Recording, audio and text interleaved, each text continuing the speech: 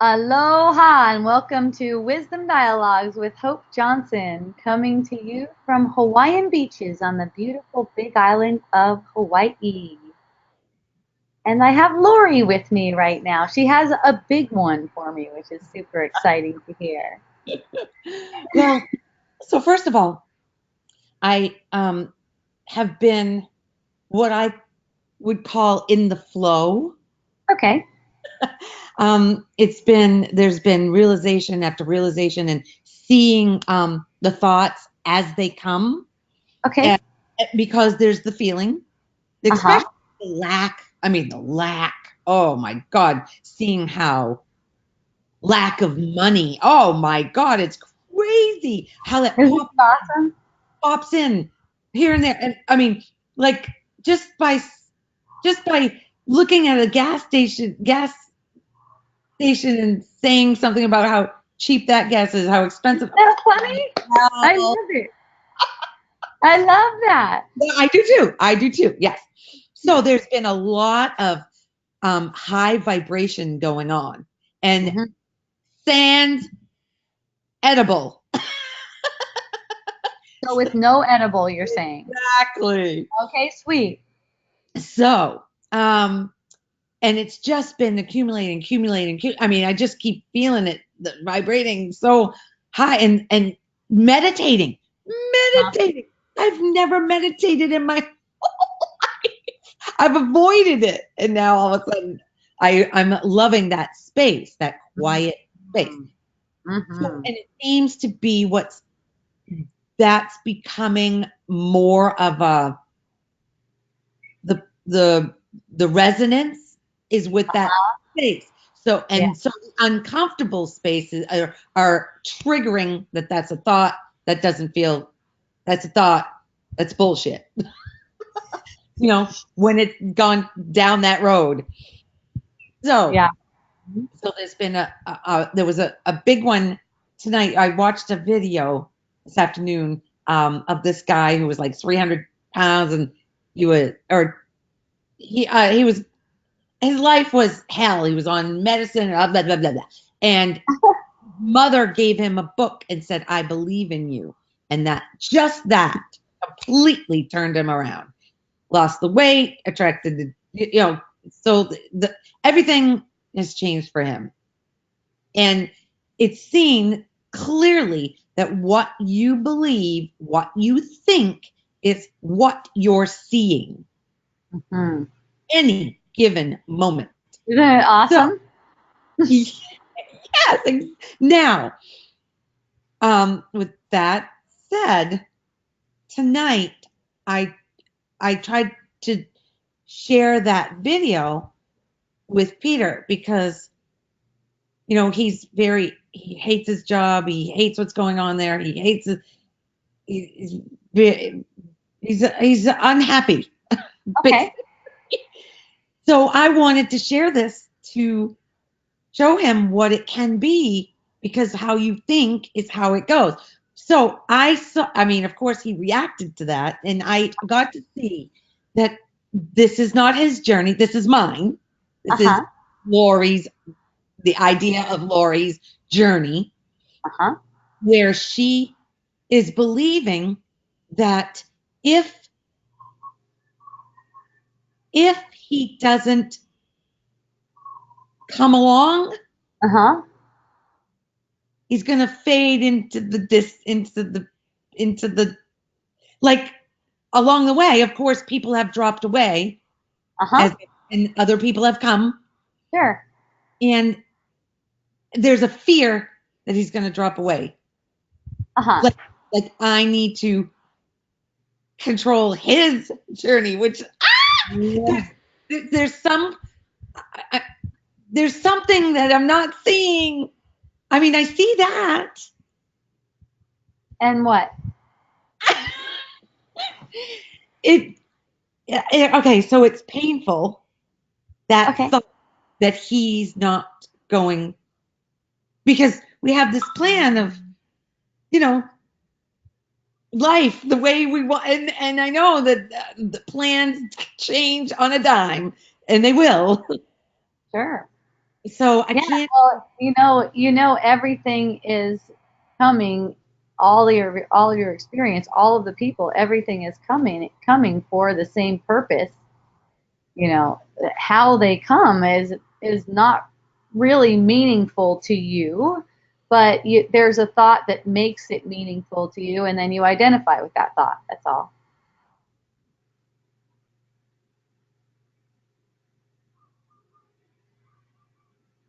Okay, that didn't resonate.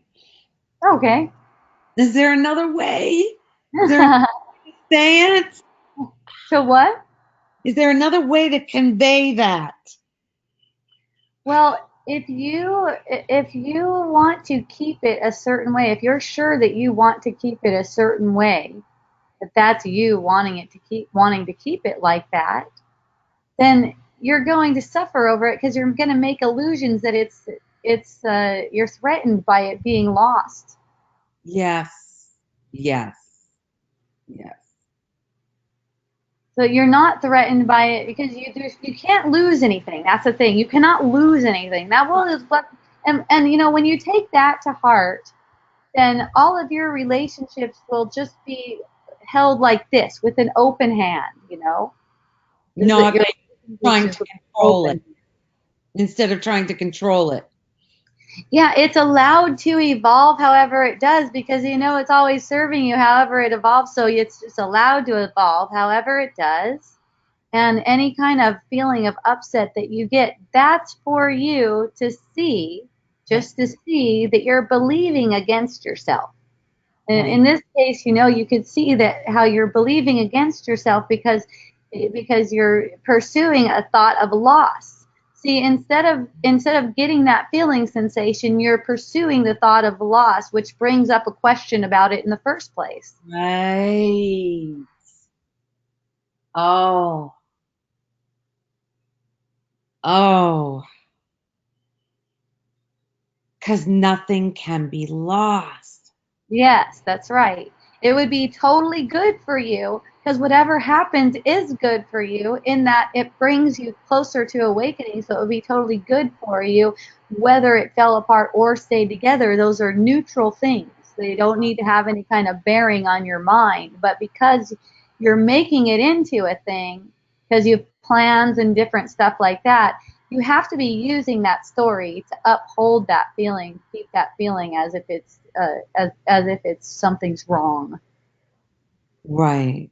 Or if something bad's going to happen, Yes. like there's a future for something bad Yes, to happen. there's a future. So it's always like think of it as kind of like unfolding, like life is kind of like unfolding from your body's energy field, not as if it's coming to you from outside or in the future. It's like unfolding from your body's energy field right here and now. Right. So, And yeah. the energy has been really high until tonight, just literally half an hour before we got Well, on. that's how it goes, and that's why evaluation, that's why I say there's no need to evaluate yourself because when you evaluate yourself, then you get really tripped up because when you get a trigger, then you don't know how to handle it. Right. I Because did of not. the evaluation comes in and it's so shameful now because there's a big high with being high. Yes. And Yes. then And clarity was there. And then all of a sudden it's like the mud. What the fuck is this? I thought I was, yeah. So they're right there, right there. I thought right I there. was somewhere where there's nowhere to be. There's nobody to be somewhere. No, you're just gonna find out that you get awesome at it, all that stuff, and you're gonna appreciate it because it brings you deeper into who you are. It allows more freedom. If you know how to use it, let's say it like Well, that. that's it. You know how to use it. I knew that the thoughts were all, bullshit because it didn't feel good. Yeah, I knew that it was all thoughts right. and identifying a person Mhm. subsequently with those thoughts. Yeah.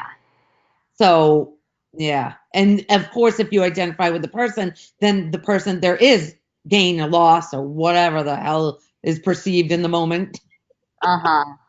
Yeah, there's a really strong unwillingness to just get the feeling reaction when it's a triggered feeling reaction. Yeah. There's a really, you see the strong defensiveness towards that. So, Yeah. that's why, there's a certain kind of courage. It's almost like courage that comes in, um, and and trust and surrender. Right. And there's just a knowing that it's okay. Yes, exactly. Because it's all, look, notice how it's always changing. Like your mind is always shifting about, your husband. It's, like, take your husband, for instance. Yeah. Your mind is always shifting about him. Yes. So just let it shift, and get all the different feelings, sensations, and you'll see that your relationship with your husband will get sweeter Oh, oh, too. that feels so good. People are going to think this is a porn site. Ah, like, sound like I was having an orgasm. Yeah. To me, anyways. That's my interpretation. That's fun. I also say that when you used to say all the money is yours, I get that because there's nothing separate. Yeah. Money is not separate. It's all the same energy. You have all the money. All the money. That and also you said don't trust the evidence Yeah. because today, there's a feeling of overeating and the belly feels really full. And even before going out to eat, there was a feeling of fullness and there's all the thoughts of I'm going to go eat, it's going to be worse, blah, blah, blah. And then I went, what the hell? There's no body and there's no food. This is ridiculous. So I don't know what the pressure is. The pressure in the belly, I don't know. Well, you don't have to try to identify a cause like that. Because there's Any kind of uncomfort, you can just consider it a manifestation of false belief. okay. Yeah. See? False belief that there's a body here to be Yes. uncomfortable. Yeah. Yes. So you can just consider that a manifestation. You do not have to try to analyze it or anything like that. When you consider it as what it is, things are revealed to you, like revelations about how you hold the body in your consciousness. And it gets lighter. It becomes a lighter, not necessarily in how many pounds it is, you Mm. know, but it becomes like a lighter perception. It's not such Mm. a heavy perception. There's not so many thoughts about it all day long. Right. Right. All day long is right. Yeah. Yeah. Yeah. It's just allowed to be what it is. And It's raises allowed to be that. and that raises the energy level. Yes, exactly. And that's what's been happening this whole week until today. Uh-huh. So you can see how, how some people would call it tested, like you get tested. It's almost like your faith is being tested. Yes, that's exactly how it feels. Yes, exactly. Exactly. So then, Christians talk about that too, about how your faith gets tested. It's kind of like these thoughts that are coming from the thought system of fear. That's like the evil thoughts, in some traditions. Right, I And see. and yeah, and they're all saying, and in my experience, that's how it works too. It's like these thoughts are, they're almost like, it's almost like they're your enemy because they lead you into suffering, but they seem to offer you something good. In hindsight, yeah, in hindsight, you see that you needed it in order to see the contrast. Yes, you The see other that. point. Exactly. Yeah, you're not going to get anything you don't need too. So then there's nothing wrong with anything either. Right. Yeah. It's like an unfolding. It's like an unfolding of what's really true in your mind. Mm. And it's just developing on its own. And you're not even doing anything, not even by coming to wisdom dialogues or meditating or anything like that. You're still just watching a show of the unfolding. Isn't Yeah. that awesome? Mm. I mean, basically, it comes down to your part in it is perceiving, perceiving. And through perceiving, which is happening automatically, through perceiving, which is happening automatically, you're going to discover the truth. It's only a matter of time. Mm. And Mm. as you hear this and you're drawn toward this message, your quickening has begun or is in the process or is close to the end. Close to the end. Oh, you don't even know how that feels so fucking good. Well, look, you know you're really close to the end when you don't mind what happens. What happens? Yes. Yeah. You don't mind what happens. So just watch. Just watch. You can see it unfolding. You can see the veils being worn away, Mm. veils being dissolved by your awareness. So awareness is becoming aware of itself. And Yeah. it wants to be aware of itself. That's why Yes. the You suffering. keep taking comfort, that's all. Yes. Yes. Because about feeling good, that's what Lori thinks that's the way it should be in order to show that she's quote unquote got it, which is all bullshit. Yes. Yes. Because it's like you're able to embody that, and that's something to be grateful for, that you can embody that intense sensation, and you're never going to be given more than you can handle.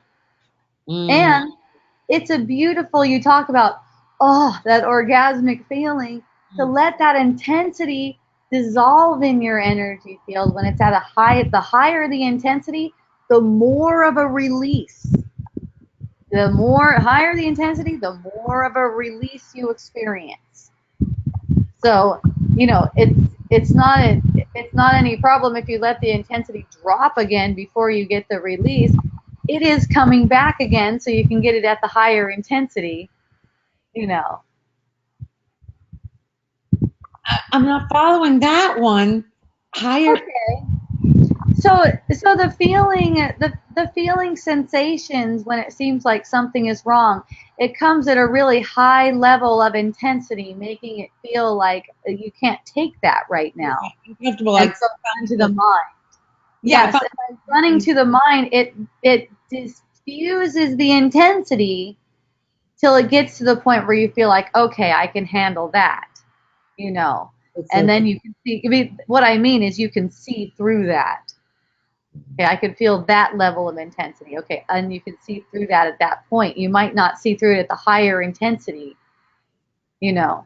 But But if it fuses down a little bit, you follow some thoughts, and if you wherever you can just take a moment and sense what it is, what feeling effect you're getting, it stops the pursuit of the thoughts and lets you get more and more clarity. So when it comes back around again, you're able to take the feeling sensation at a higher intensity. You can take it at a high intensity, and you're not phased by it though. You're not getting like tore back by it. hmm. Or adding more story to it. Adding stories, exactly. Well, you have to have stories to keep it in, to keep the feeling going. Hmm. To keep it going forward. To get the feeling effect takes no story. Takes no story. So you're out of story. You're just getting the feeling effect, and people, just from talking to people, what I hear is that if they're committed to that story being true, or even committed to the belief that they're attached to that story. I'm attached to the story. Mm. It's like it's all a choice now. It's not your story. You're not really attached to it. You're perceiving an attachment to a story, but when it comes down to this moment, you decide whether that has any effect or not. If you say no, then you can get the feeling effect and you can basically heal Mm. perception. Mm. So next time you get the perception, and it'll just come up.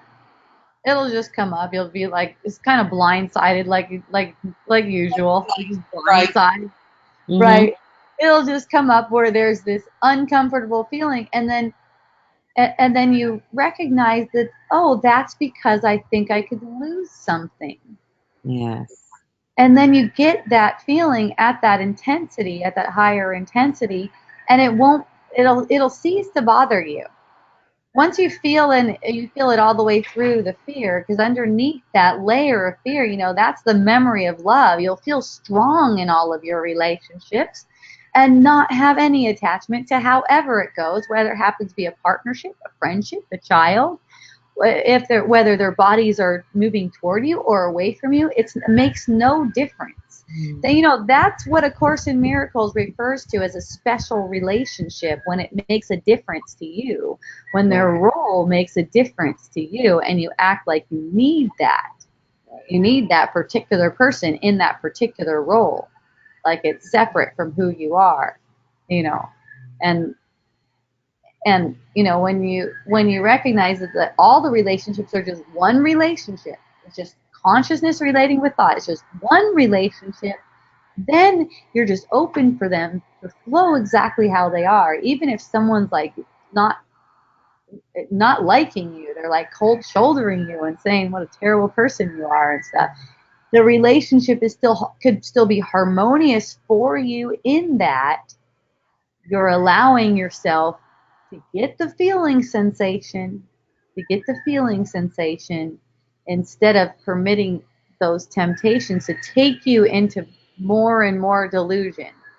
See, that's how you are in harmony with your relationships. It doesn't really matter what anyone's projecting toward you, because those projections, anyways, you ask them to say that to you. Well, as he was saying that, I was like, okay, this is my gift. This is my gift. Mm-hmm. I need to figure this out. What's the gift in this? What's the gift? Too much mind shit was going on Yeah. instead of feeling. Yeah, and it's like and then it's like all that mind shit that goes on too. It's like once it has occurred, because nothing happened. Once it seems like it has occurred, let it go. Be here with this right now. It's Just okay. let all that go. It doesn't need to be weighing on your mind how you did before or anything like that. You look at it as unfolding within your mind, you could say, of concepts. It's just leading toward more and more love all on its own. It's not for you to make evaluations. Uh, The main thing is, the main message that keeps on coming out is, don't make evaluations. And then if you have the perception of yourself making evaluations, just remind yourself that you don't need to do that, but you're choosing to evaluate because you are choosing to uphold the illusion of separation right now. Isn't that mm, fun? Which it isn't a bad thing. It's not like an evil thing to uphold the illusion of separation. It's like an innocent thing, because it right. seems like, That's exactly what it was. Exactly. Temporarily off, got sidetracked. yeah, and it's not anything to hold on to. you know you'll start to notice that those things are no big deal, because you'll start to notice that you get sidetracked. It's like, oh, never mind. Oh, you know what I just said a few minutes ago? That was all patterning. Just don't take any of that stuff seriously. Mm. That's it. Isn't that easy? Because he literally said to me, and I don't think of it your way, the walls come up. The walls come up. Yep. So you Yep, ask him to say that. You ask him to say that to you. yep, I did. Yeah, instead of just letting him have his experience of whatever it is, the shitty work position or whatever Yep. it seems to be, let him have his perceptions, and then you pay attention to your own perceptions so that the wall doesn't have to come up between you. Isn't Right. that That is very nice. Hi, Brian. nice? Yes, that's very nice. Stay in your own business, Law. Byron Katie says that. Whose business are you in? Well, watch that kind of self-talk too, because you never want to get the feeling, you never want to give yourself the feeling like you're sitting yourself down and giving yourself a lecture, Right. you Like know? like I'm doing to him. Exactly. See, that's really, that's how it's projecting like that. Yeah. Because it's showing you how it is. So, and his reaction to you is very revealing. That's like a big, oh, thank you for letting me know. Right. And if you stand there and you say thank you for letting me know to that feeling reaction you get when he says that to you, that's another one. That's a huge opportunity right there. It's way more healing than you know. God. Hmm. Oh boy, is that a humility pill. Holy Jesus. Well, what is humility though? Is it shame? I mean, that's not what humility is. Humility is more in recognizing that you're not capable of doing anything. That's humility. Right, right, right. You can't. If you make humility into a worldly thing, like the worldly kind of humility uh, is like you haven't you thought you were doing well and then you weren't doing well, Right. and that's not true. You're freaking awesome. You're super duper appreciated. You have never done anything at all, much less anything wrong. You're watching a show of this unfolding, and the learning is happening automatically. So nothing has gone wrong. There's nothing to be red faced about. Let's put Right, it that way. right. Let yourself off the hook again and again. Again, again. It's okay. It's okay. It's okay. Yes, gentle, gentle, gentle. Mm. Okay, you deserve it. It's like this. It's fun. It's fun when you can have fun with it, and when it feels challenging and difficult, and you feel in it, and you get one of those kinds of triggers where it's like, oh, like that. It's like, you have not done anything wrong. Right. Doesn't mean you did it wrong. It's Doesn't literally even mean what's you made the happening. wrong choice. Doesn't Right. mean you made the wrong choice either, It's because it all comes down okay. to Right. I'm not controlling it. now. And it comes down to right now. So you notice your choice opportunity now. And, part of your choice opportunity now is you can choose not to condemn yourself for what you seem to have done. Your Mm. evaluation of what you seem to have done. Right. That's even better. Right. Because my evaluation is so askew. Well, you could bet that your evaluation is wrong all the time. Yes. True. True. True. Because it doesn't bear evaluation. It No. doesn't bear evaluation like that. It's kind of like one of my friends used to say, barking up the stupid tree. Like it's going nowhere. Right. Going nowhere. Any self-evaluation goes nowhere. Because there's no self to evaluate. Yeah. Exactly. Exactly. So when you hear yourself saying, "Come on, Lori," watch that thought. That's another temptation thought. Yeah. Get that feeling of being sat down like that, Lori. Yeah. Yeah. You bad girl. What Darn did it, Lori. what To did get you that feeling effect, and you won't go on like that. You won't go on abusing yourself like that. And when you're not abusing yourself like that, you won't perceive yourself trying to push anything on people. Isn't that fun? Isn't that fun?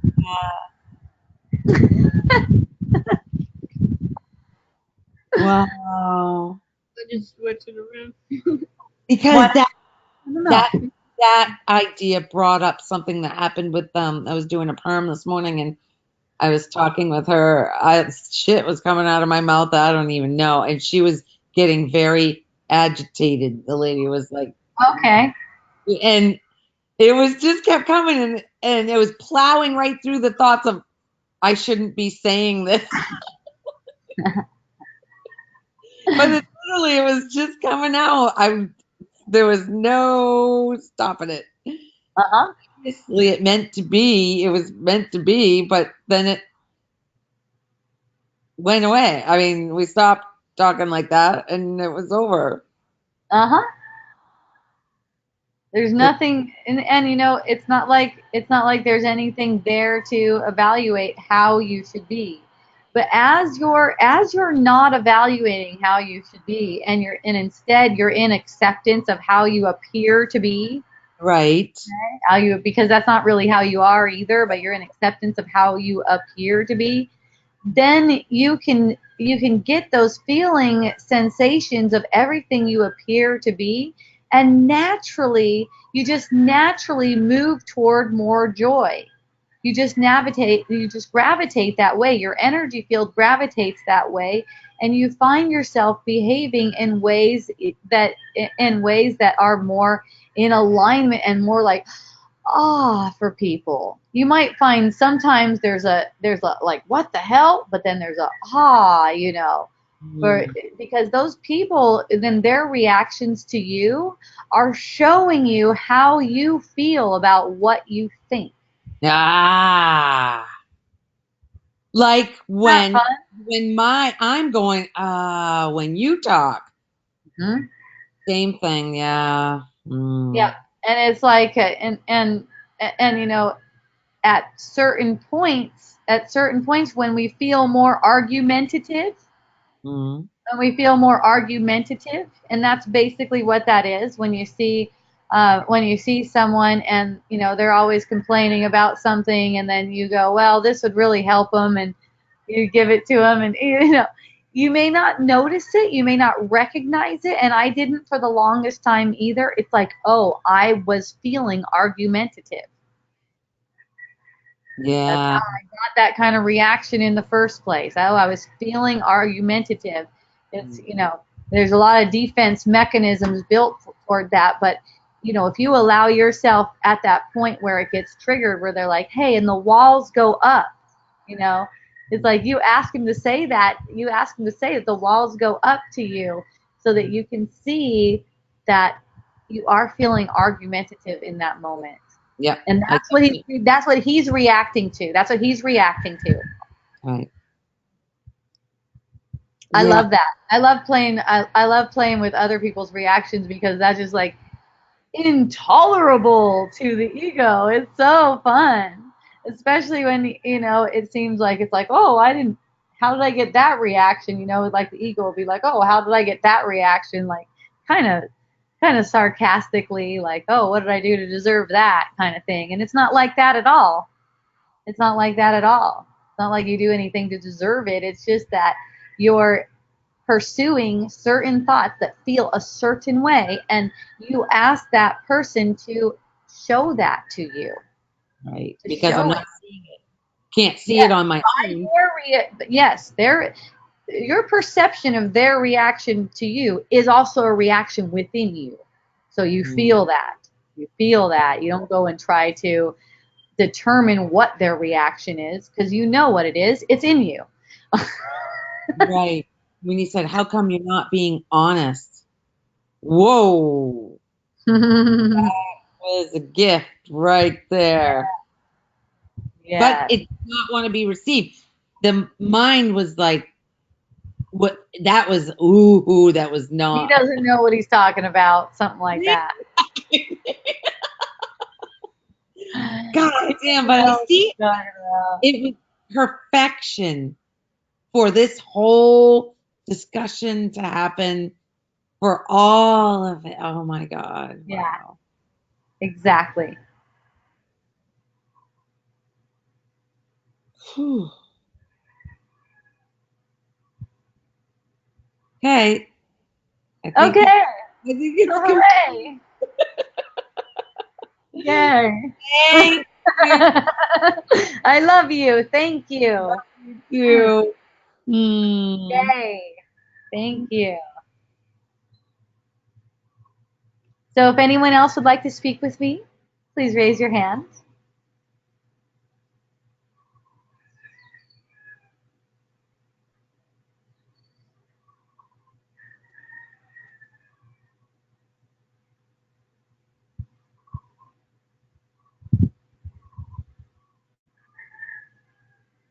So you have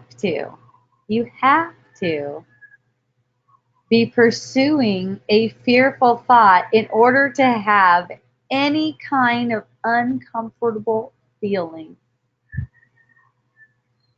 And guess what? It includes pain of all kinds, physical pain too.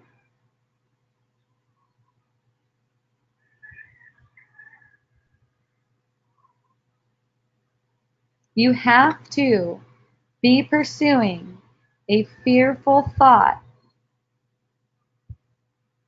to get any kind of uncomfort or pain. Pain is fear. Uncomfort is fear. Frustration is also fear. Yay. And the fear comes from guilt. You're afraid because of a feeling that you're guilty, because of a feeling that you're guilty for having separated yourself from all of life, from the source of all life. The fear-based thought structure is all made up just so that you can try to make a little life for your own. That is way too simple.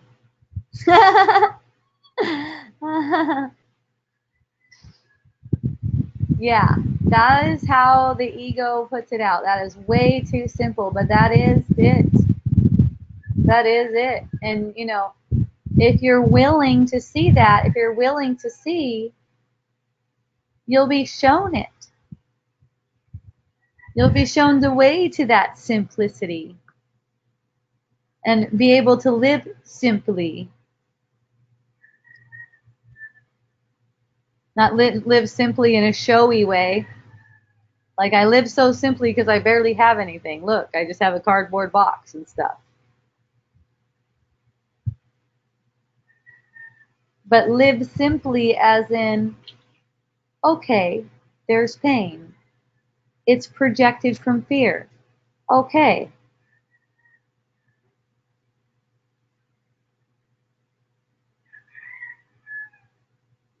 That's it. You don't need to make any of the thoughts about the pain meaningful, like the pain is there because of a diagnosis. For me, for instance, I had the perception of having a miscarriage. I refused to believe the pain I was perceiving was from a miscarriage. Refused. That was the evidence. Now I say don't trust the evidence. That was the evidence. The evidence was, okay, there's a miscarriage and pain. Obviously the miscarriage is causing pain. No, I don't accept that. Cannot be true. Just because there's an illusion of that being made doesn't mean that that thing is causing this perception of pain. No, that's not possible. It has to be a belief that I'm holding is true. And I wouldn't let up. I would not let up. I just kept on saying, let me see it. Let me see it. Let me see it. I know it's not. The body isn't even real. Not buying into it. And a revelation was given. A revelation was given that changed so much of the way I, as consciousness, was relating with thought from that point forward.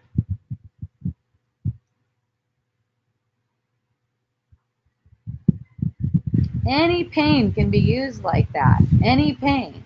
It's just that there's this idea that to get rid of pain is the goal. It's not the goal.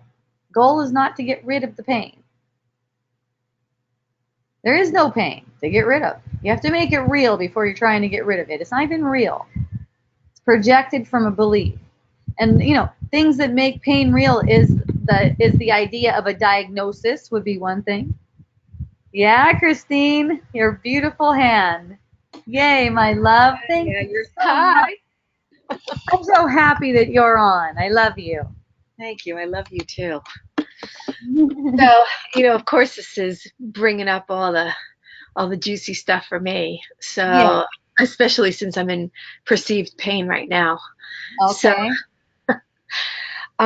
So here's where I get tripped up. So when you consciously, if you consciously use that pain to be the vehicle, right, to point in the right direction, I get tripped up in, then the ego kind of, it feels like the ego gets in there too much, and then it's always concentrating on the pain not being real. So when you were giving the example of the miscarriage, right? So right now I have pain in a particular place. So while you were talking, I was just bringing my awareness there and just saying, it's not real. Mm-hmm. And then I hear the ego going, oh yeah, I got this. It's not real, and it doesn't feel, it's that inauthentic kind of, instead of just being with it, the mind is talking about it. Do you know what I'm talking about? And that's okay. I know what you mean. And that's okay. You're still just observing that thought of the ego. What you're saying is an ego thought, and I would say that's quite accurate. It's as if, okay, now you can just put me on autopilot. I got this. Right. It's funny, to me that's pretty funny. Like it's not a problem at all. It's just like, oh yeah, okay. Not quite there yet. Well, that's just a choice you make right now. That's just a choice you make right now. You just see that if any kind of thought that arises, if it doesn't resonate with truth, love, peace, happiness, you can have that reinterpreted. That's your choice. You don't have to get to any particular place to make that choice. But the reinterpretation is not a thought, right? It's just it just arises. Yeah, you could say that since the illusion is all based on thought, in the illusion, it does just occur to you. It does just occur to you, but it gets reinterpreted through, in as a thought through the thought system that's based on the truth, though. See, if it's a thought coming from the thought system that's based on untruth, aka fear, it's going to feel a certain way. It's going to feel below neutral. Below neutral, what's that mean? Below neutral. That's a fearful thought structure. It's like a little irritated to completely intensely suicidal, let's say. Okay? And then above neutral is maybe like a sweetness or bliss or peace or joy or laughter or love. You know what I mean. Yeah. Anything that's below neutral that comes from one thought system, and everything that's above neutral comes from another thought system. Now you know the difference, because the thoughts that come from another thought system, the other thought system, there's no opposite to them. Okay. There's no opposite to them. It's just basically like that thought arises. Okay, I got this. I'll take care of this. And then the thought arises. That's the ego. Both of those thoughts are just happening right in your awareness. Will you just choose to see that they're right there in your awareness? That's the question. Or will you get caught up as one or the other? Mm-hmm. Mm-hmm. that's that's a choice that you could always make. That's a choice that you could always make. And in recognizing that it is the choice that you could always make, you're gonna be able to see your opportunity. The I'm not there yet thought is another one of those ego thoughts that keeps you separate from it. Okay, keep journeying then.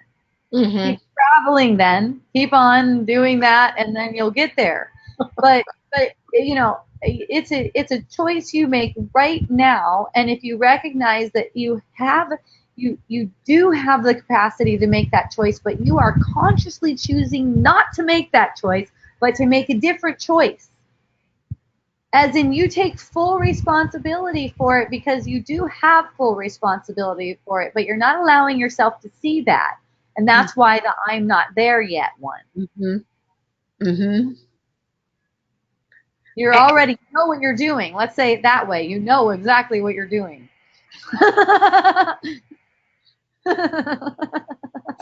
So that I'm not there yet is the carrot that keeps you spinning on that wheel. Exactly. Because it's right now. Right. It's right now.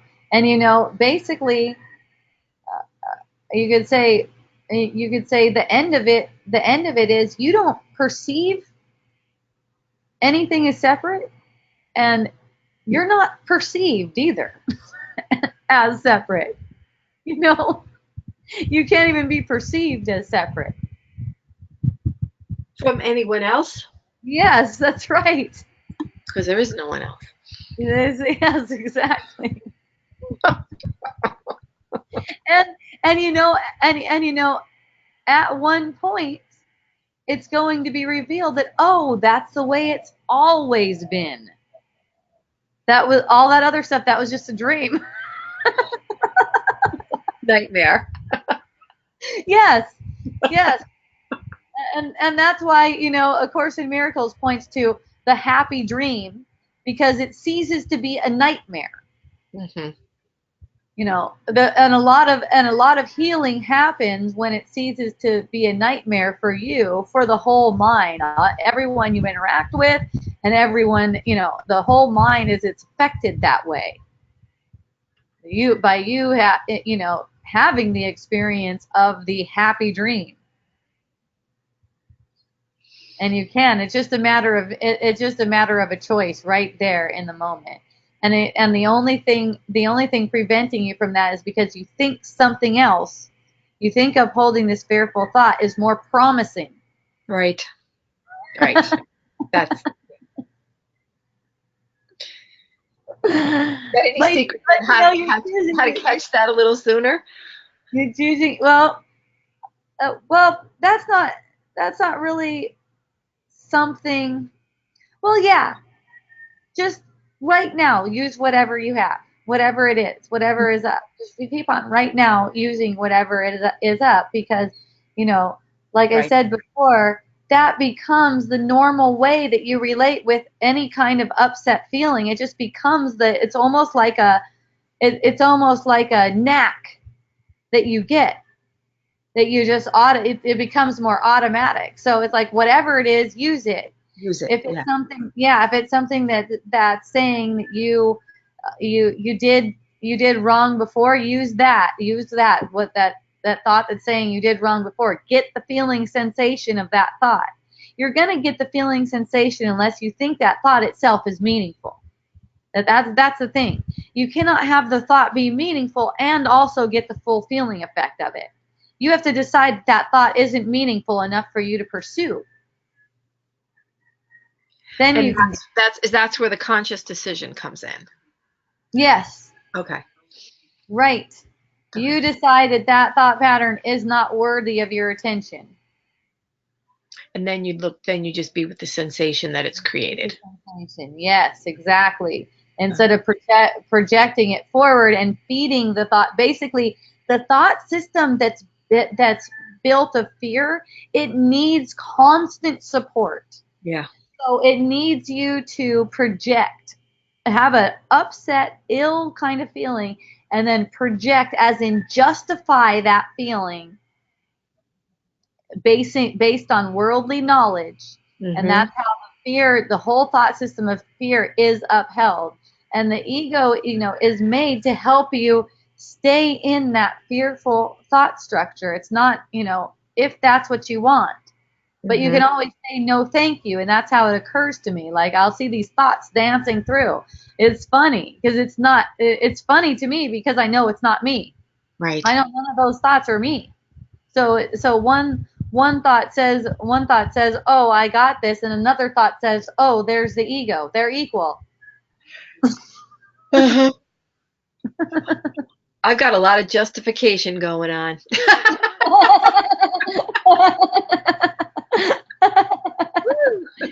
Isn't it fun? Yeah, and it's unfolding exactly as it should, and in the right amount of time too. So you recognizing that that you've got the justification going on, and you can make another choice. It's going to play itself out. It's as much, and you're only seeing as much as you want to see. Remember that you're not at the mercy of anything. Right. Already a master. You're just seeing exactly what you want to see. No victims, no hostages. Yeah. Lori said, but it doesn't feel good. That thought might seem to be promising, but ouch. What doesn't feel good? Maybe she'll tell me. Excuse me. Well, thank you, my love. It was wonderful talking with you. Oh, I love it so much. Your home. I didn't know it was so big, the place you're at. Where's the new place where you're building? What area are you going to be in? Hawaiian Beaches. So we went from Lava Zone 1 to Lava Zone 2. Right. Yeah, you moved a little over. Good. And we're renting in Hawaiian Beaches. It's like, I think this is about 1/4 of an acre, and then we just bought a little over 1/2 an acre. It's like 0.55. Right. Yeah. So we'll make a little bit of space over there and see what goes down. We also have 3 acres that are fairyland. They're just off of all services. And I've really been feeling drawn to be there. So we'll see what happens with that. I have friends over there. One of my friends, someone who comes on Wisdom Dialogues here, Leia, has an amazing, it's just so jungle style. It's almost like a platform with, well, it doesn't have walls. Let's put it that way. Well, there's a few walls here and there. But it's so beautiful and out, and she hangs out on her. We all have 3 acres there. It's called a hui, so we all have 3 acres there. She has 3 acres, and it's right next to our 3 acres that we have, and she's just hanging out naked, gardening and stuff. And I'm like, I can get into this. I can get into this. When it rains and stuff, you know how it rains here, Christine. Oh yeah. Yeah, so when it rains and stuff, she's got this little room, and it's super cozy, and the ceiling's barely above her head, so it's like bigger people can't even go in there. Ceiling's barely above her head, and she's got this bitchin' room, and it's just like it's a nice bed. Only she can sleep on it though. She has to go to another room if she has a guest. and then it's like sort of like a little sunroom, and it's just all enclosed, and you could be all warm and cozy in there. So I was like, it was the first time I really felt like I could get into this. I could get into this style.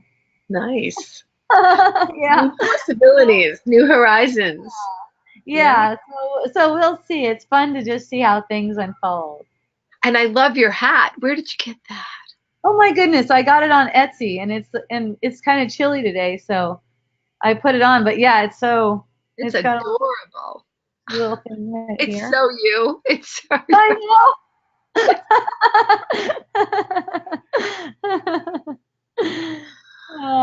Thank you. Thank you for the wisdom. Thank you for doing Wisdom Dialogue. Oh my gosh, it's so fun. It's my favorite. I know. I feel grounded, centered again. Thank you. Yay. I had one woman come and meet me just a little bit earlier, right before Wisdom Dialogues, actually. And we sat I showed you the seat earlier. If you were here earlier when I showed the little place where I had the essential oils and the sheepskin, little place, Lanai, we had a little mini wisdom dialogues right there. It was the first time we met, and she was so lovely, and she was cracking up because I was cracking up. She's like, I'm glad you're having so much fun with this, and I was like, yeah, well, that's why I'm like, yeah, just come on over. I'll talk with you. It's fun. Yeah, it is. It's a blast. Yesterday, I asked my group, Wisdom Dialogues in person, I said, is there anyone who hasn't had the experience where you feel really triggered and then you just let yourself get the feeling of it and it dissolves and you have more peace and bliss? Now you're experiencing more peace and bliss. Is there anyone who hasn't? No one. Everyone in their own way, maybe not exactly as I'm describing it right there, in their own way. So wondering, does anyone on here think that they have not had that experience yet? I'm just curious.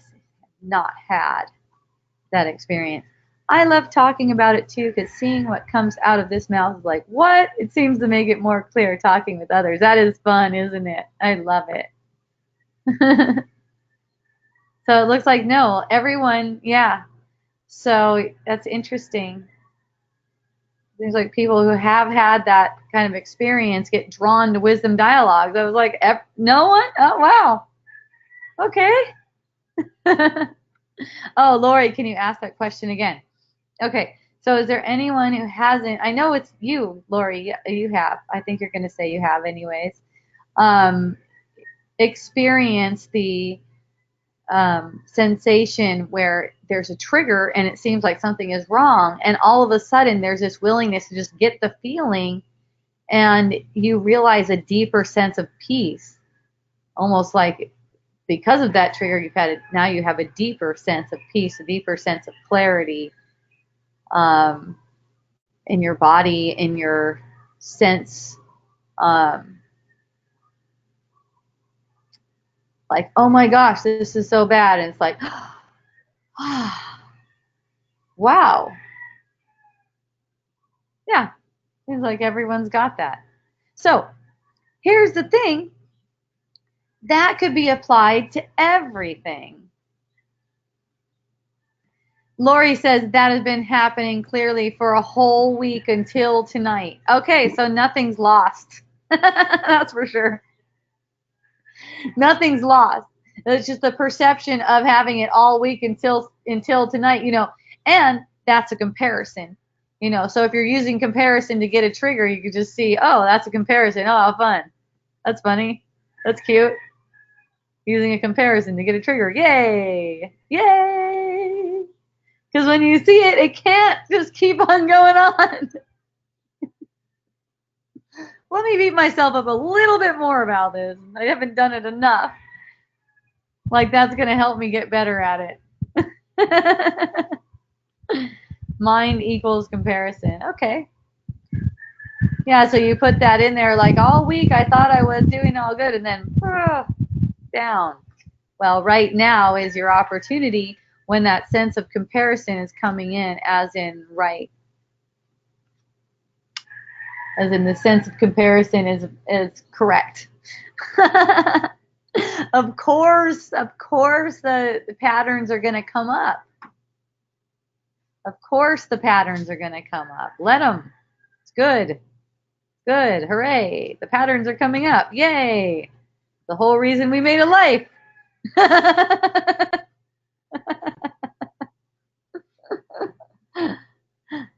If you could feel it, you could heal it.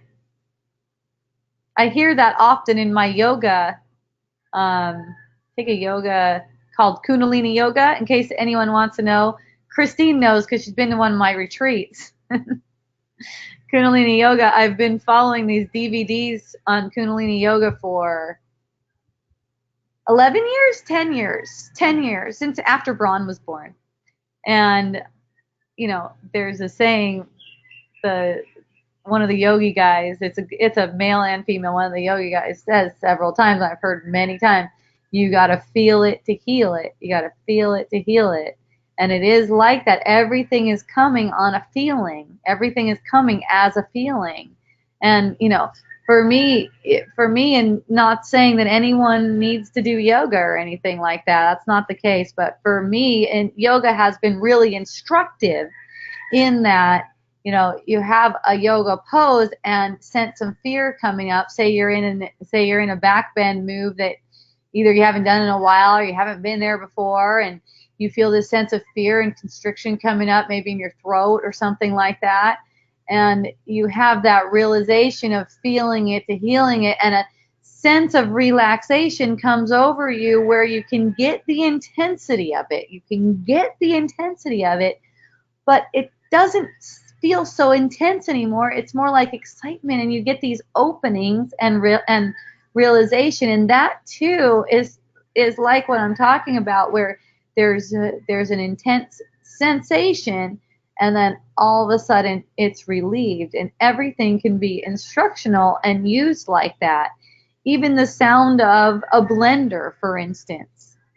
When I found myself at a local restaurant here, they have a blender and they blend the foo-foo drinks. I call them foo-foo drinks. Pina coladas, daiquiris, all those kinds of fun drinks with whipped cream on top and stuff like that.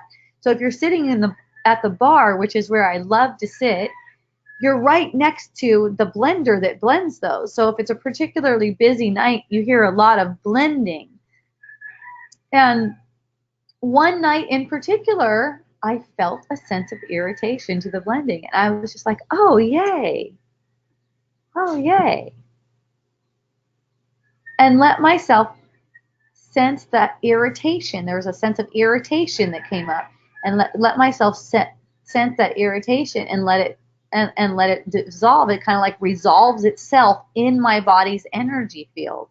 And whatever's really irritating me is being brought to the surface. There's no reason for me to look for it or anything. I know it's being brought to the surface because of the sense of relaxation that's coming to me, that I'm experiencing in my body's energy field.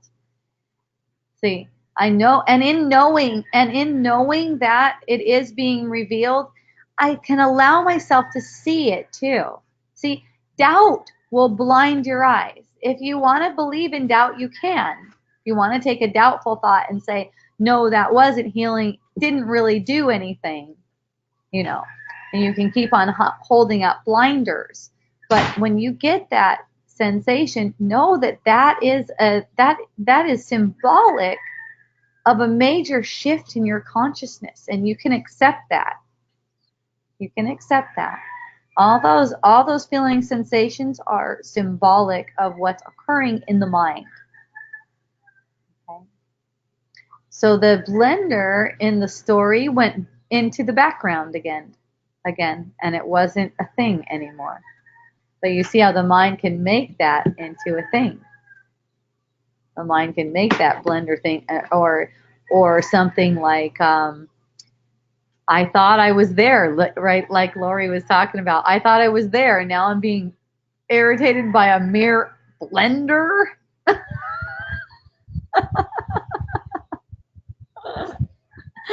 It's like there's no problem. The irritation is just a symbol. It's just a symbol. It's a symbolic thing. It doesn't mean anything about you. It's just a symbol that there's something that's irritating you that's coming up. It's not being caused by that. It's an existential belief that's always irritating you. That's what's fun. Oh, yeah.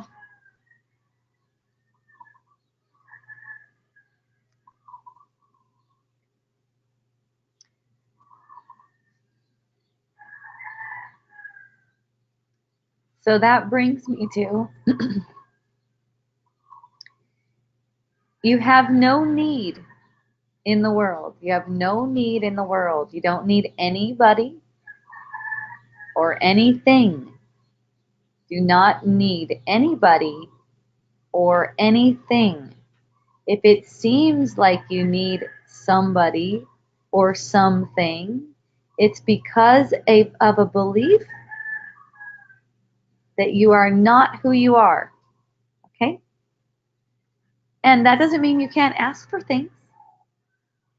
It doesn't mean you can't make purchases or ask for things. Same thing. Not a big difference. On the surface, it might look different. But in asking when knowing you don't need it, it's a different story.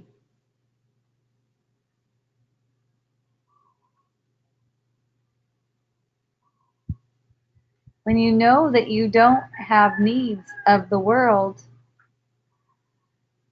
just imagine that, knowing you don't need anything. You don't need anything from anybody. And you don't need anything from the world. You don't need the weather to be a certain way. You don't need to live in a certain place. You're just perfectly content in who you are. Just perfectly content in who you are. Look at that. Look at that. And that level of joy and peace in knowing that you're perfectly taken care of no matter what.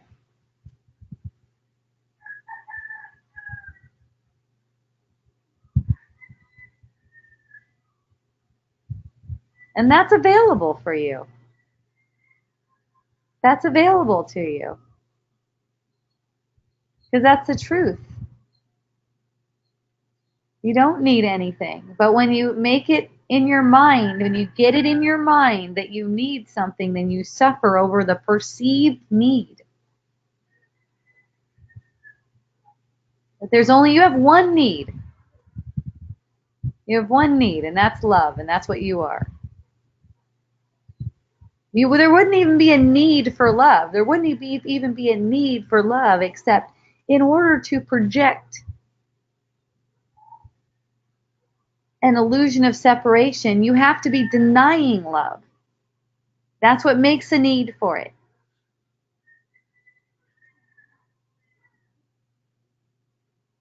Whatever is denying love needs love. It's like a manufactured a need for love.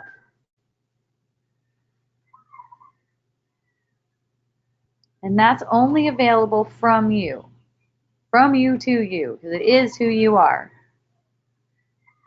And all you have to do to receive the gift, all you have to do is offer a little bit of willingness. Again, just a little bit of willingness.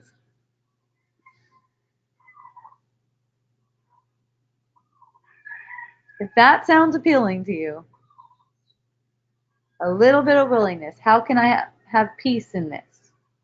How can I find peace in this? Ask.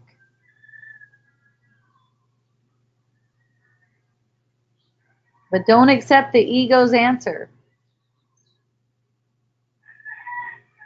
Your spirit will never, and I mean never, tell you what to do in the world. It doesn't care about that. It doesn't care.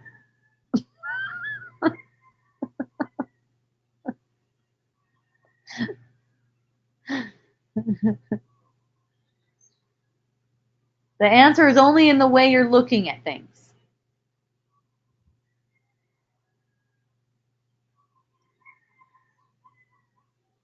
It's in the way you're perceiving them, and it's an opening. In opening and requesting, you can request a reinterpretation if that appeals to you. There's a lot of different ways to say it, but it's the same. It's sort of like an opening in your heart to see it anew, to surrender the judgments you've already made about it and see anew.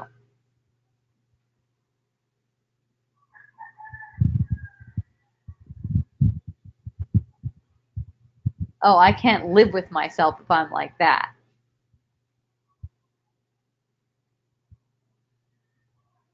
If I'm mean, if I drink alcohol, if I gain 20 pounds, I can't live with myself. Whatever the make-believe stuff.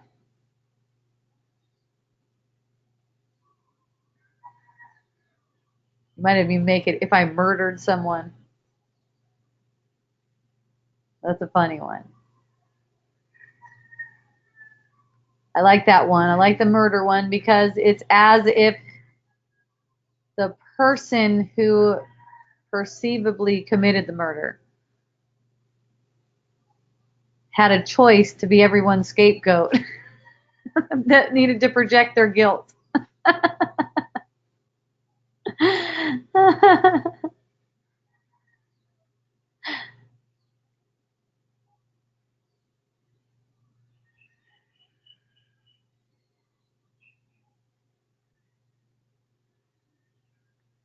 See, when one person apparently commits a murder, that's a projection. It's a lot of projection. It's a way of using a body as a scapegoat for a lot of guilt. Like hiding it there. Like burying the guilt that's felt inside into the murderer. And the same thing for the victim. You can apply this to rape too if you want. That works.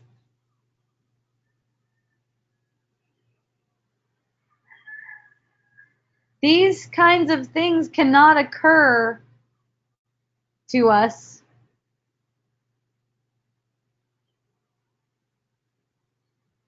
without a belief that guilt is real. They occur to us because we're looking for places in the world to bury guilt. Bodies.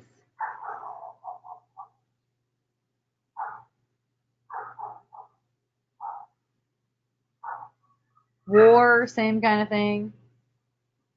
It's just a manifestation of guilty consciousness. So for each one of us,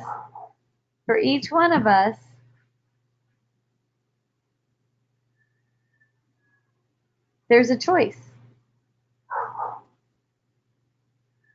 And that choice affects what's being perceived. That's why as the choice is made more for love, it's going to be impossible to have the perception of any kind of conflict, killing, anything like that, rape, anything like that. Because those things are impossible. They are. That's why it's like nothing happened here. It's only a projection. Seeing the impossible, seeing what cannot be seen. It cannot be seen because it is not. Basically, what we're seeing is an interpretation of belief. It cannot really be seen. It cannot be seen through real eyes. It can only be seen through eyes that are tainted by the thought of separation. That's why it said that God doesn't have these perceptions. God doesn't have your perception. Source doesn't have your perception. You could say it that way. Doesn't have any perception. God doesn't have any perception. Source doesn't have any perception that denies love. Doesn't even allow it. It's not even like allowed. It's not even a creation. See? In creation, all that can be perceived is that which is created in love. It can't deny love. Everything perceived here, everything that can be perceived, denies love.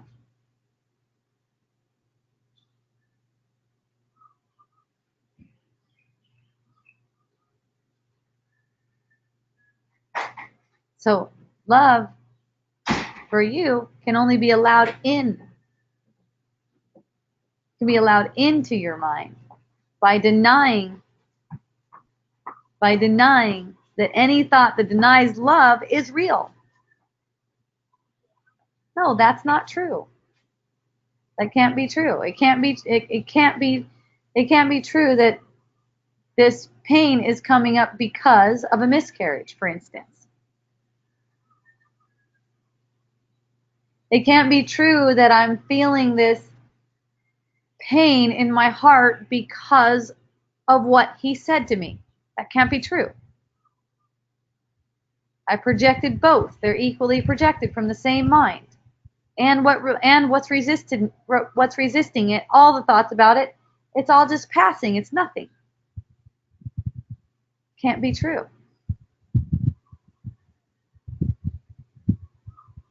It took a lot of focused attention to get ourselves to the point where we can perceive in separation, and we can perceive ourselves to be threatened by other people, what they do, what they say, how they look, whatever.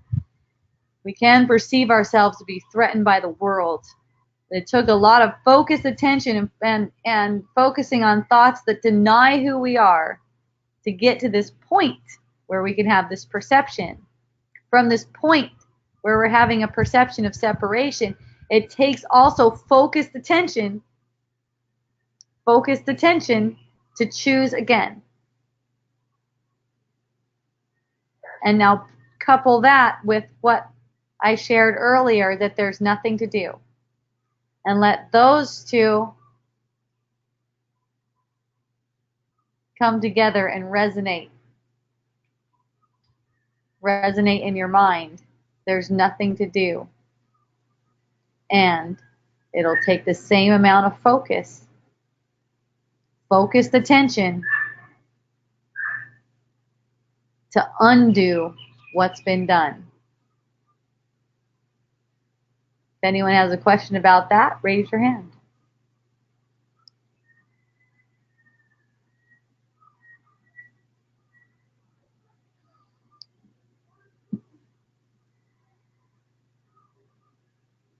How can the attention be focused then?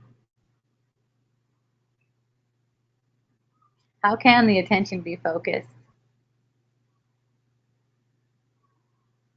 And you also recognize that there's nothing to do. Aloha, Bob. Hello. So I want to get into this topic of guilt. Oh, you do, huh? Right. To go into it to step out of it. Go into it to step out of it. Okay. So yeah, because I always thought that pain was the bottom line. That fear is where you are afraid of pain in the future, and anger is due to pain that you received in the past. But apparently, guilt is the bottom line, which is what creates the pain and the fear and the anger, because it's the guilt that demands the punishment. Yes. Of the pain and all of these other negative emotions. So it's like Joel Goldsmith. He talks and he says the 10 Commandments. Thou shalt not kill, thou shalt not steal. What makes these a sin? Why is any of this a sin? And then they brought up that the only sin is entertaining a separate selfhood apart from God. That all of these other sins are just due to being separate from source. That you have to, commit crimes and guilt producing activities to get what you want. You were saying, the neediness. Mm-hmm.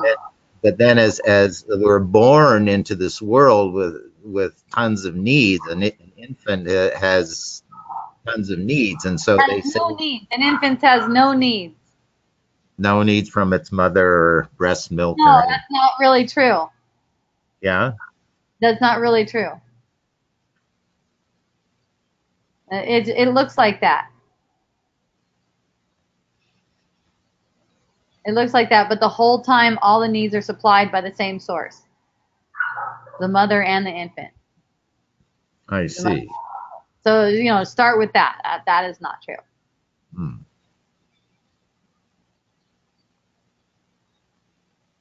That's where Yeah. the focused attention part comes in too. That's what I'm talking about. It's like um, anything that you perceive, you're not just automatically kind of like lazily going along with it.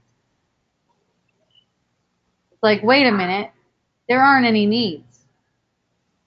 So this idea, and like even when you hear yourself speaking it, you know, you just recognize what it is. That's the attention. It's not to try to change anything. It's just that's it. That's where the attention goes. Okay, there aren't any needs, and the guilt is what makes it seem like, okay, now you have needs because you're running away from punishment. Right. And so it makes it look as if there's this newborn helpless baby, and then hopefully it's going to, depending on the circumstances, it's going to get fed and all that stuff. But that's all just story. That's all source. There's no needs for reals. It just looks like that. And the mother, when the mother's feeding the baby and everything, no matter what she's taught, what she's telling herself, she's doing nothing for that baby, and everything that she does is for herself.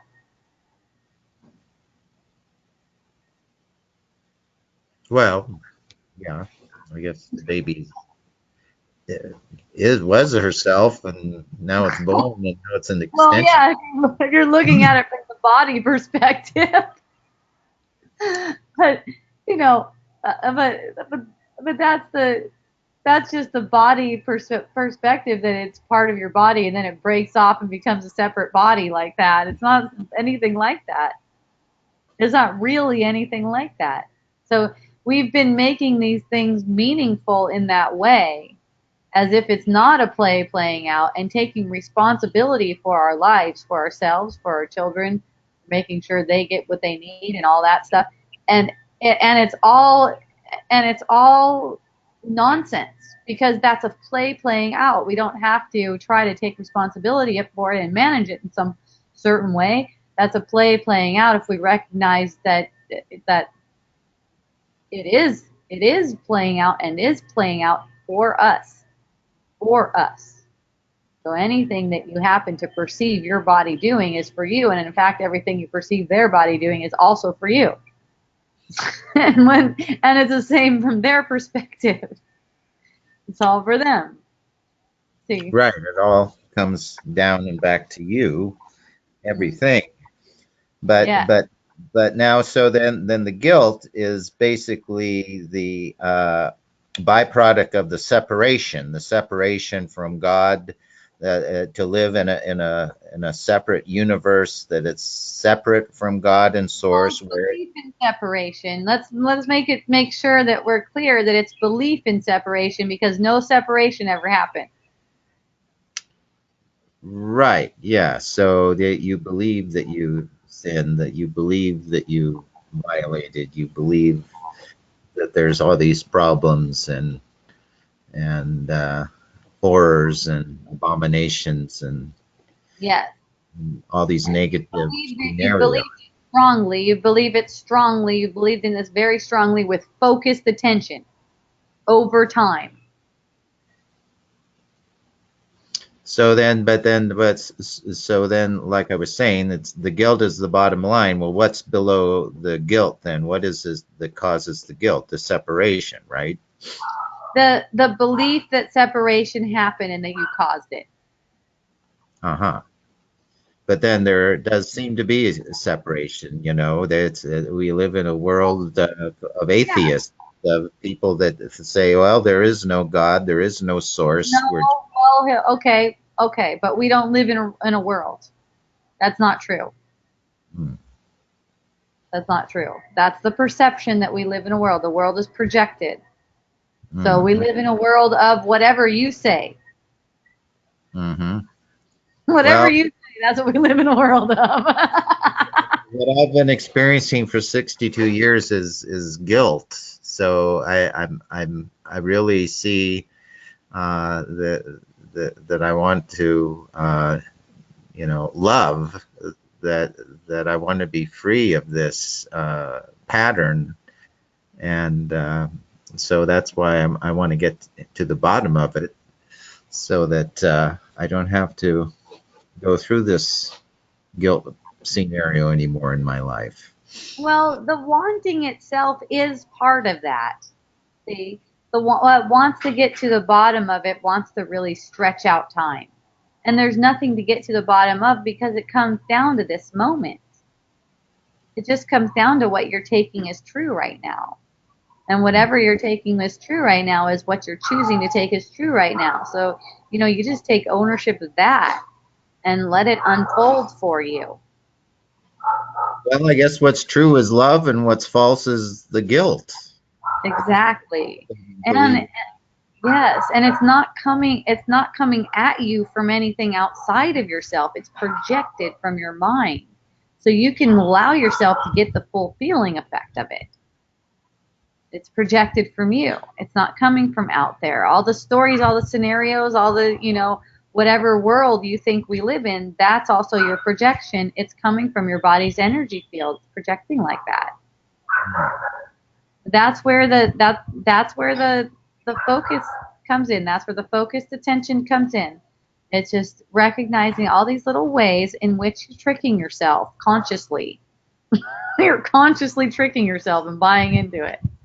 So then it's just ignoring the world. It's like, who needs to look at the news or TV or the computer? It's not compelling except for entertainment. Hmm. Mm-hmm.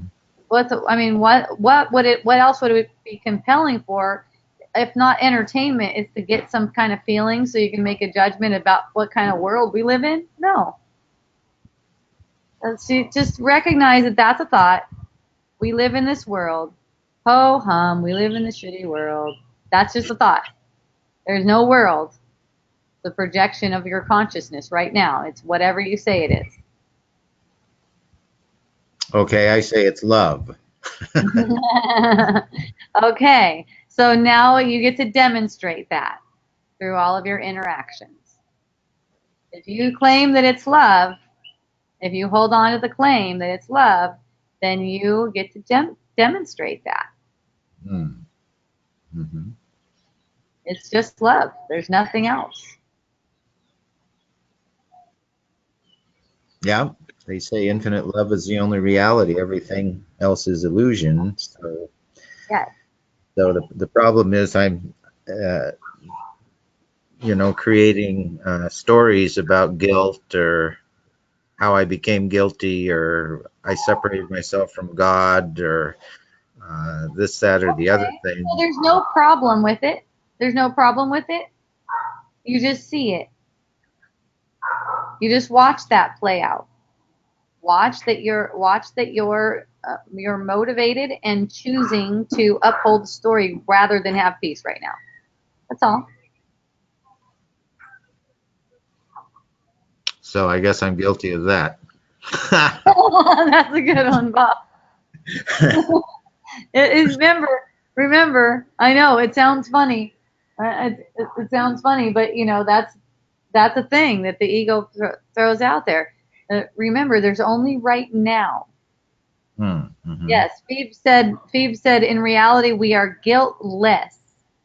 So it doesn't matter what you perceive, you decide whether you want to be guilty about it or not. So the reality is I'm guiltless. Yes. Mm-hmm. Totally guiltless. The guilt is also manufactured. A friend of mine asked me today, why is guilt not part of love? And I said, because it's a projection. It's not there. It's not really there. It takes the power of love for you to make that perception of it, but it's not there. That's why it's not part of it. Just because you can perceive it doesn't make it there. But then, but I want to get to the crux of this, because people.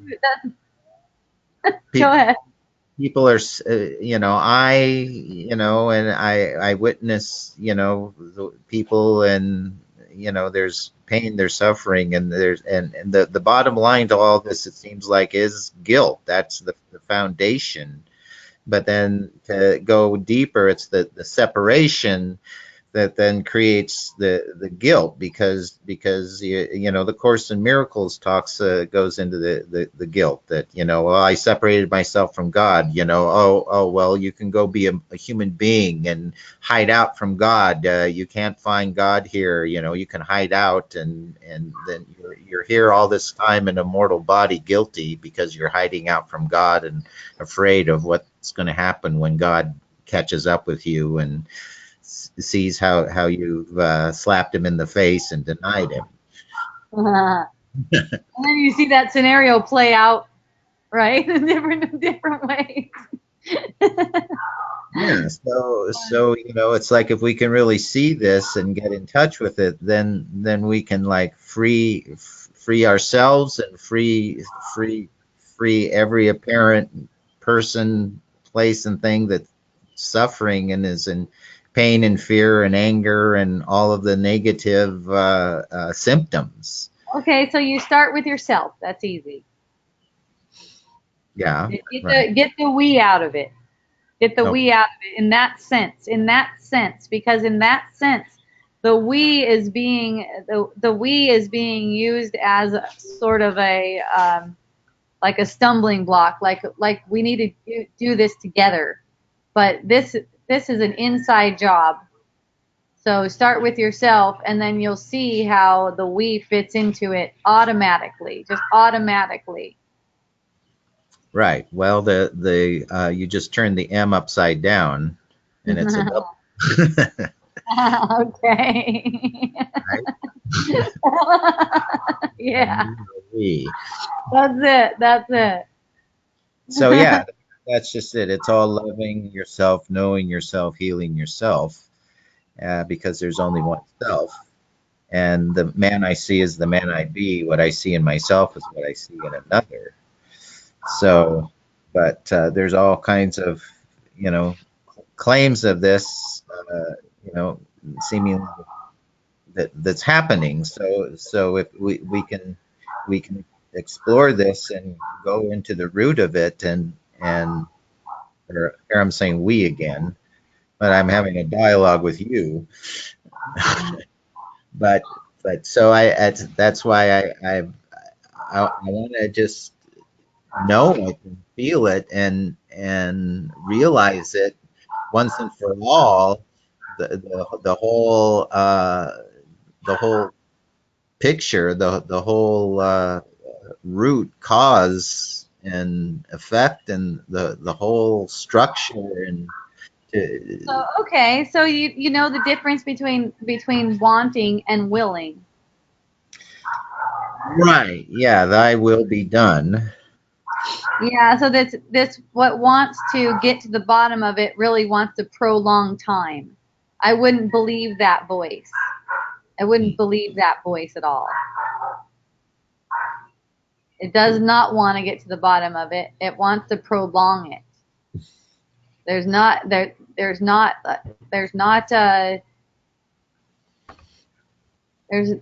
anything to be found there. So there's wanting not anything to be found down that road, that getting to the bottom of it road, because wanting isn't getting to the bottom of it. Right. Well, and wanting to get to the bottom of it isn't gonna get to the bottom of it either. It really what it's really saying is I want to prolong time. All those everything you want is really everything you seem to want like that is really a want to prolong time and make the illusion keep on going. Okay? It's an ego thing. Your will is now. Your will is right now, where you make a choice right now. You don't have to get to the bottom of anything for that. You don't have to get to the bottom of anything. It's a choice that you make now. So I will to love. Yes, it's your will to love, and in the moment where you're thinking something like, we need to get to the bottom of this, or even I need to get to the bottom of this, or anything needs to get to the bottom of this. I want to get to the bottom of this. Anything like that. just another thought. Just let it go. Let it keep on going and get the feeling effect, because that is bringing up the feeling effect. Wanting is bringing up a feeling effect. It's not the same as willing. Willing is you will to make the choice that serves you. You will to make that choice that serves you. It's like that's your will, because that's what's aligned with God's will. What's aligned with God's will is that you choose love every moment. I see. So that's it, to be in alignment with God's will, which is love. That we're out of alignment with God's will. We're wanting. We're, as you were talking about, needing. No, you're not. You're not. It's not like you're out of alignment. It's not like you're ever out of alignment. You are pursuing thought structures because that's what you want to feel. You know what you're doing. You're doing awesome. It's great, actually. Yeah. Yes, because each little trip you take into the thoughts, it's for the perceiving is occurring, the learning is occurring. It's always getting closer and closer to finding out once and for all that you don't need ego. And then all this wanting is coming from ego. Right, because the ego has no substance to it, so it's like it's all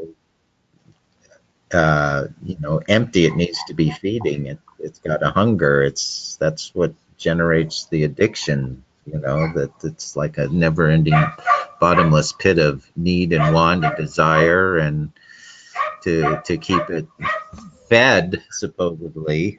Yep. And look, there's nothing to do. There's nowhere to go. There's nowhere to go. Nothing to do. There's nothing to change. Nothing. Right. It's nothing. just opening your eyes to what's there, what's always been there, what you never were and what you've always been. Yeah, all the seeking in the world is just for being a distraction. It's just for making it some kind of distraction. It's like this is my salvation over here. That's why I want this.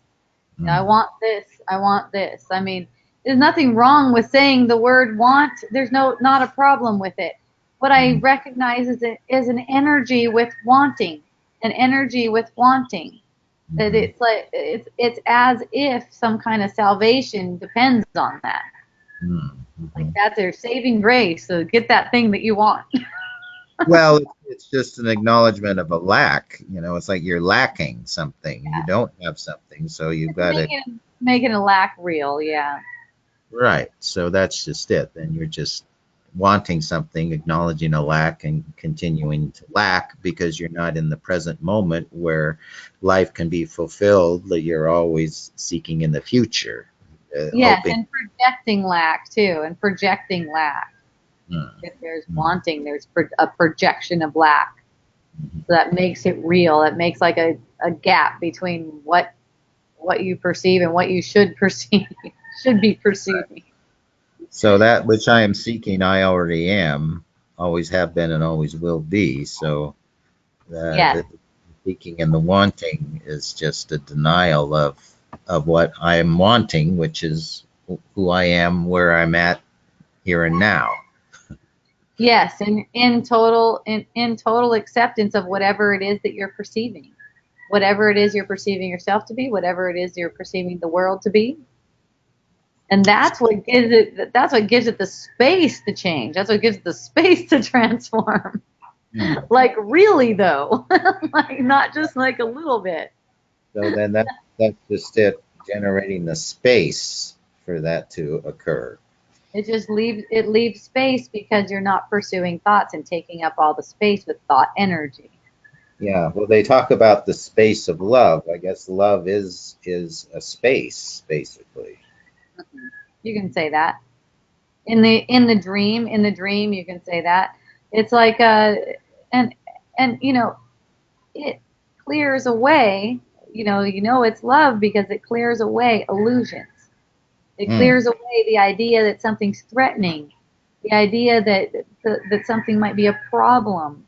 It's a deep sense of peace and relaxation and bliss and knowing that I can't really be described, but once you know what it is, you don't need anything. You know, you don't need anything in the world. That's giving you everything you need. Mm. Hmm. Right. It comes from within. The kingdom of God is within. Yes. And seek the kingdom of heaven first. That's right. And all these things shall be added unto you. Take no That's thought. it. Go ahead. No, Say the that's rest. take no thought for your life, what you shall eat or drink, or wherewithal ye shall be clothed. Seek first the kingdom. All these things shall be added unto you. It's your Father's good pleasure to give you the kingdom. Yes. There you go. Very good. So why worry about the state of the world when you could be living in the kingdom and queendom of God on earth as it is in heaven? Exactly. So yeah, let's be that. So, oh, how cute. Who wants what? Who wants what? How cute. Right. We don't. There's nothing to want now Yes, exactly. in the kingdom and queendom. Yeah. So All right. hooray. Man. All right. Well, thank you very much. I feel free. Yay. Yeah, thanks. Yay. That is wonderful. Thank you. Thank you for coming. Thank you for All right. coming on too. Okay. I Okay. love you. Aloha, Bob. I love you. Bye. Okay, so I have a few more minutes. Looks like 12. Looks like I'm staying to 5 this time. So back to that question. Can you see how there's nothing to do? It's all unfolding. There's nothing to do at all. And it takes focused attention. It takes focused attention to undo what's been made. Nothing to do. And it takes focused attention to undo what's been made.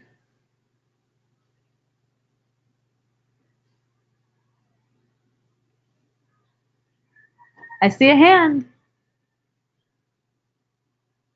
Aloha, Lori. Okay, I say that awareness can focus. Hmm? Okay. And that's what's doing the focusing in Okay. any given moment. Hmm? And whether it's focusing on something that it believes in the dream, there's no one in control of that. Yes, that's it. So basically, what you offer, is just a little bit of willingness. Right. Or yeah, and show me. Yep. Show. Yeah, that's it. Yeah. So that's where the choice is. Are you going to believe that this is caused by the illusion, or will you accept a different interpretation? It all comes down to willingness. And look at how wants fill into there. Like if you're wanting, then you're wanting another illusion to replace the illusion, the bad illusion. But if you're going with you're going with your will, your willingness to see what's true, then that's fully supported. It's fully supported by your source. It's going to be shown to you. Right, because it wants it too. Yes. Yeah. Yes, exactly. Well, according to your source or God or whatever, there is no separation. There is no perception. There is no illusions. There's none of this stuff. So there's an automatic pull for the Yeah, truth. exactly. Yeah. Exactly. It's automatic. Mhm. It's an automatic pull. But you can resist that pull. You could choose to resist the pull. And that's what causes the pain in the body because that's not the truth. The Uh-huh. unconditional love or whatever the hell it is. Yeah. No, that body knows what that is. And when Uh, it's far away from it, it's painful. mm-hmm. Mm. The body's energy field, the body's energy field is totally made up just so that we can get the symbols of what's occurring in the mind. And it's actually brilliant. When we are informed like this, it's masterful. It is. It's amazing. Yeah, it's amazing. It's really so clear once you get what's going on. It's like, oh, thank you that it's so clear. Yeah. The more and more you go, the more and more unfolds, the more clearer it gets. Yes, every fluctuation in the body, it means something. And that's why when one of those things happens, like happened tonight, it is thank you, because that just causes more clarity. Yes, exactly. Mm. And that's your shared goal.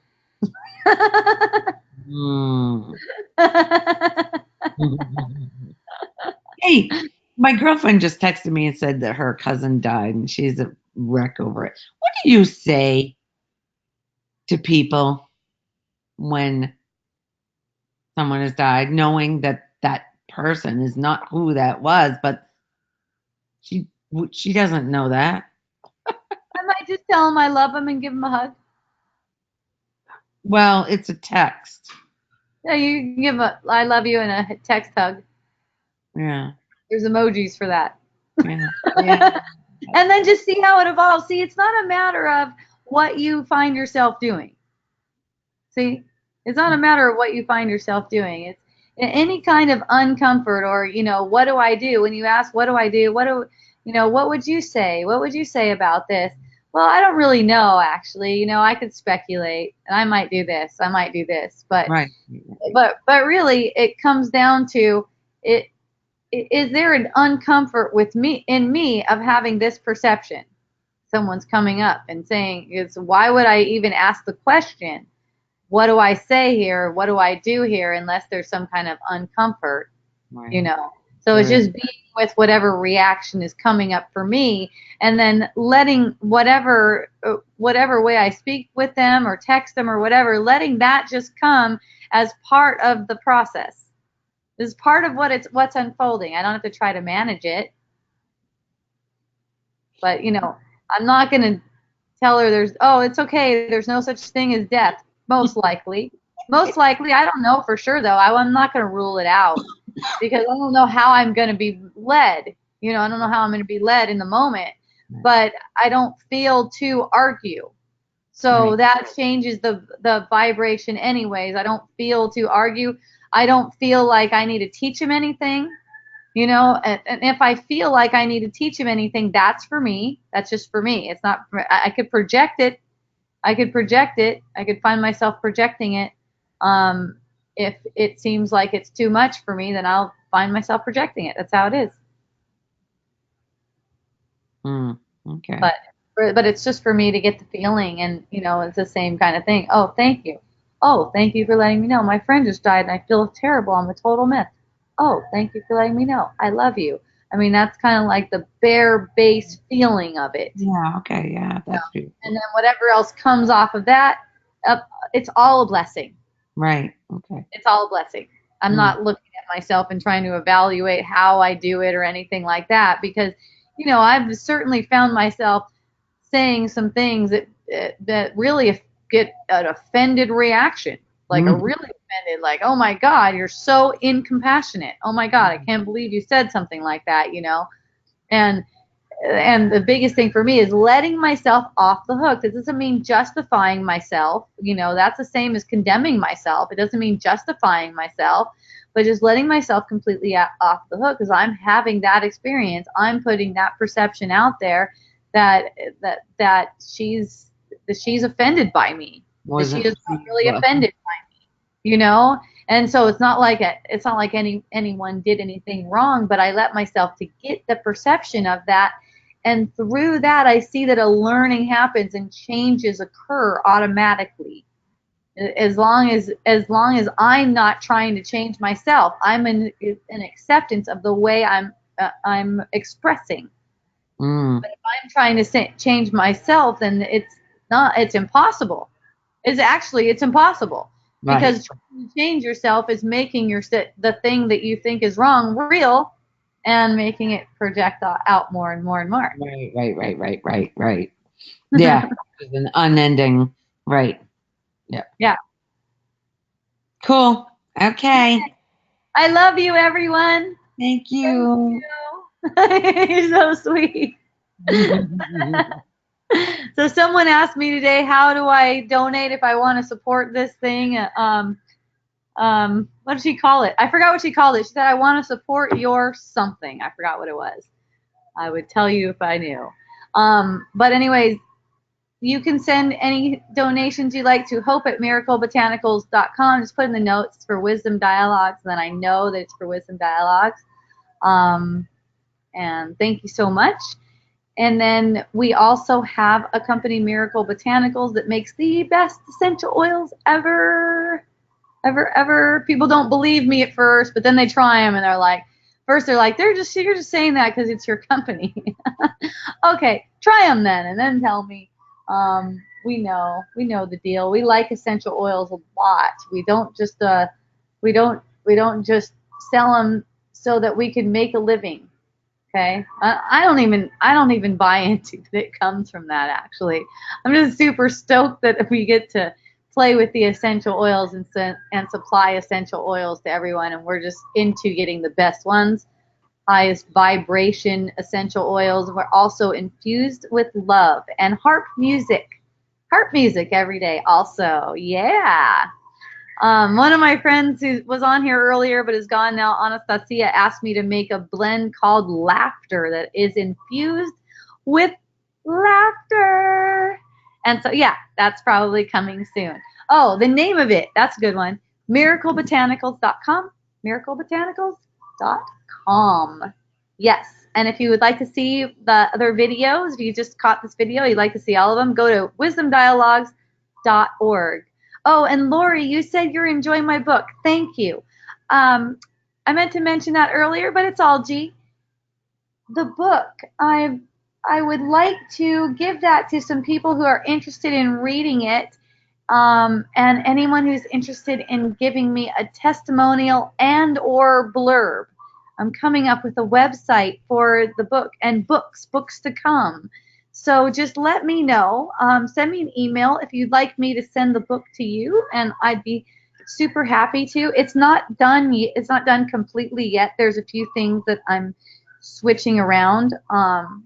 So if you wouldn't mind reading it in a little bit of a rough format, that's for those who wouldn't mind reading it in a little bit of a rough format, and maybe giving me a testimonial or a blurb.